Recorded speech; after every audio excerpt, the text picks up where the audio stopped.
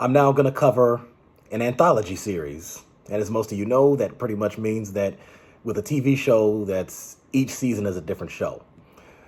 And usually has a different cast to it. Sometimes it'll be the same cast members, but they'll be playing different roles, different characters. So we see that with American Horror Story, which is my favorite horror anthology series. Now, I will say that this show here so far it has 5 seasons. And each season has 8 episodes. And I looked at the ratings and the viewership for the first season. I couldn't yet find the ones for the rest of the seasons. I guess they haven't updated it yet. But it started off at, 120,000 viewers for the first episode. And by the last episode, it was only about 86,000. So, and which actually kind of surprises me as to what like the ratings are coming from some of these sources. Because we know that for the most part, shows that are television shows are like shows that air on television, like NBC, CBS, ABC, FX, those type shows. They're expected to have at least 4 or 5 million viewers a night in order to sustain its run. Whereas a lot of streaming shows or streaming originals, they're not expected to have those type of ratings. Now, if they do, that's great. But most of those shows have about 1 million or less. I think when the Scream TV show first started, it was at 1 million views. And by the last episode, it was just about 270,000. When I look at these shows like Shining Vale and some of these other ones, I mean, they were in the tens of thousands. So this kind of brings me, before I get into what this is about, let me tell you what the percentage ratings are from these different sources.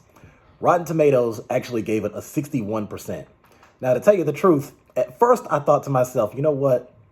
I guess that's kind of decent for a show like this because we know that the genre of horror is usually on the low end of the spectrum. As I always say in almost every video that I do, horror stuff is generally not going to be as popular as action and probably even comedy to some degree. But then I thought about it. I was like, wait, that's actually a pretty excellent number for a show that's a streaming original that is a horror slasher show.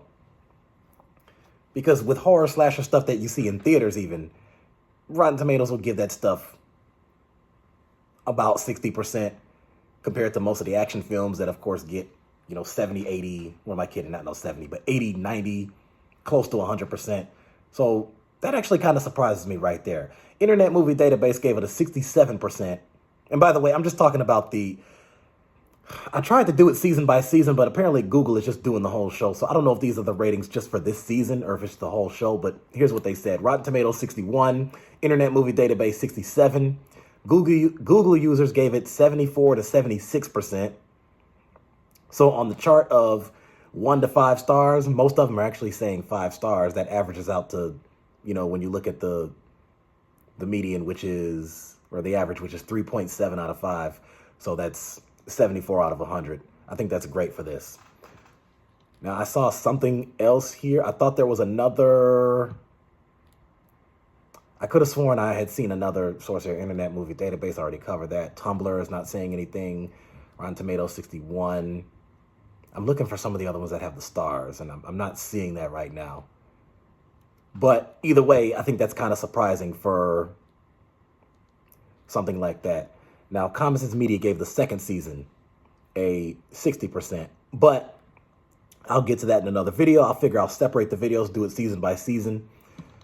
So here's a synopsis. Here's what it's about.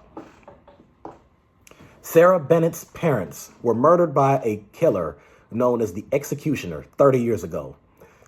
Now she returns to the quiet community of Waterbury, where the killings occurred, to start over with her husband Dylan. But upon arriving, they discover that things haven't changed that much. Sarah quickly finds herself at the center of a series of murders that revolve around the 7 deadly sins, which appear to be the work of the Executioner. But the original killer, who went by that name, Tom Winston, is in prison, so it can't be him. That means somebody else is behind the mask this time around, and the perp's true identity must be discovered to stop this latest string of murders. As long-buried secrets begin to surface, everybody around Sarah is a suspect or a victim. Now, the first season ran in March of 2016. The show was created by Aaron Martin, directed by Adam McDonald.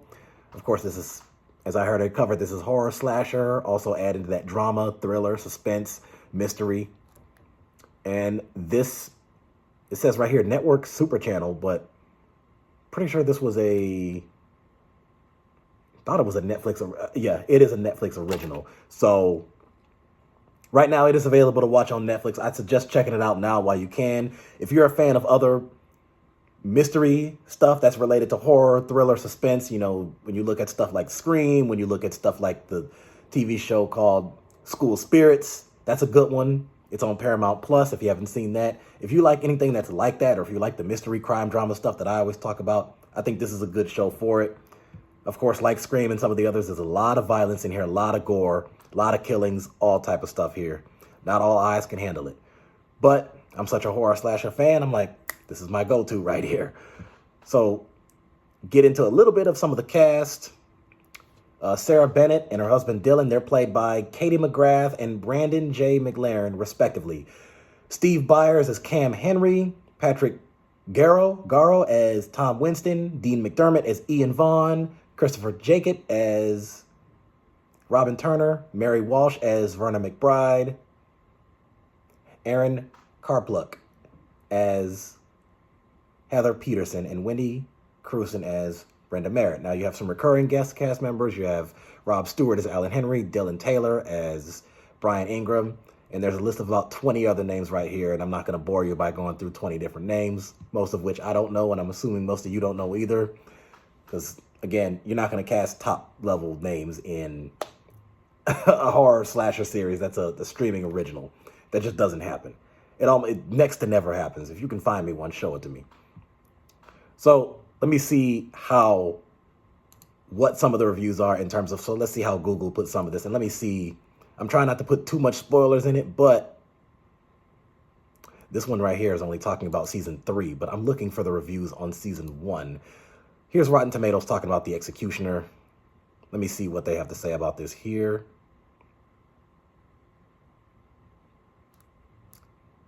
Whether viewers will be intrigued enough to see this mystery to its end will depend on their willingness to wade through a lot of superficial soapiness.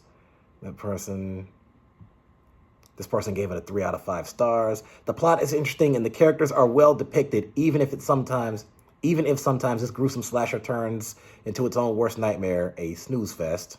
3.5 out of 5. 0.5 out of 5. Don't need to get to that one right there.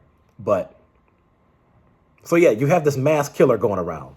And it very much reminds you of, like I said, my favorite slasher franchise of all time, Scream. And it's up to the audience to kind of help analyze what's going on here, narrow down the suspects. Okay, this person got killed off, so it's not that person. So here's who's remaining at the end of the episode, and we have these 3 or 4 people, so it's got to be one of them, obviously outside the main character. So I think it was pretty interesting to get through, and it's interesting to watch. And I have to say that I would give that a good 9, and I definitely plan on watching it again. Now, as I pointed out before, I've pointed out this out with some other shows, so the show is on Netflix right now. Now, keep in mind, when I first saw it, it was on Netflix, then they took it off, and they just put it back on. I'm still in the process of learning how that works, and I'm not entirely sure why Netflix and other streaming services tend to do that. Oh, we're going to put it here, take it off, put it back on. That's why people buy some of this stuff. A lot of people will buy this stuff, and I'm waiting for them to make it digitally available to purchase on YouTube and or Amazon. I know a couple of the seasons are on there. I think like the 4th season, maybe the 5th one is on there, but I'm going to kind of wait till they put it all on there so I can just have it all there. So I think this show is worth watching. Again, Netflix, check it out now. Great cast, great story. Kept me glued from start to finish. Keep you at the edge of your seat. You know I like that type of stuff. So, and one more thing to point out is, so this season was called The Executioner. The 2nd season was called Guilty Party. The 3rd one is called Solstice. The 4th one is Flesh and Blood. And the 5th one is Ripper. And that came out in 2023. I haven't seen any confirmation about there being a 6th season, but based on how, if the ratings dropped that much from 120,000 to 86,000 in one season, there's no telling how low it got by the time it got to the 5th season. I wouldn't be surprised to, and I'm not trying to sound negative here, but I'm just trying to be realistic here based on the ratings I've talked about with other shows. I wouldn't be surprised if that rating is down to 10 or 20,000. And if it gets that low, then of course Netflix and them are just going to decide, you know what, it's over. I wouldn't be surprised. But if the 5th season is the last season, I hope it didn't end on a cliffhanger. I hope it didn't. Now, to any of you who saw it, feel free to tell me whether or not it ended on a cliffhanger, but don't spoil the plot. Don't tell me who the killer is. Just keep the spoilers away. But other than that, I think that the first season was really great. I give it a 9, and then I'll get to the 2nd season in another video. So like and subscribe. Check it out for yourself. If I can find the trailer for it, I'll send it to you. I'll put it right here in the comment section, and we'll go from there. So we got a lot more to talk about.